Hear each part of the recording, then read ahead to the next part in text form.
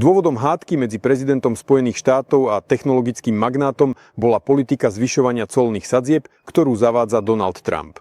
A tieto cilá poškodzujú amerických technokratických výrobcov, ktorých záujmy zastupuje Elon Musk. Počkaj. Trump však naopak chce priniesť výrobu späť do Spojených štátov amerických. Veď to by malo pomôcť americkému priemyslu práve týmto technokratom.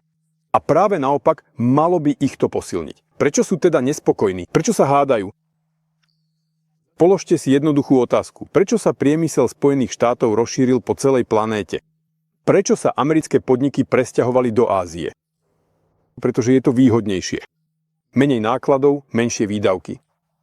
Zostaviť elektromobil Tesla len z amerických súčiastok nie je možné, pretože čisto americké súčiastky jednoducho neexistujú. Úzly a komponenty pre elektromobily Tesla sa vyrábajú po celom svete. Rovnako tak aj zariadenia pre satelitné systémy Starlink a rakety SpaceX sa vyrábajú v rôznych častiach sveta. Takýto systém budovali Spojené štáty polstoročia.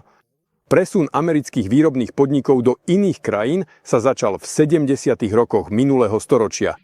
A tento systém sa nedá rýchlo zmeniť. Na obnovenie stratených výrobných kapacít v Spojených štátoch amerických sú potrebné 10 ročia a na posledné funkčné obdobie Trumpa na to určite nebude stačiť čas.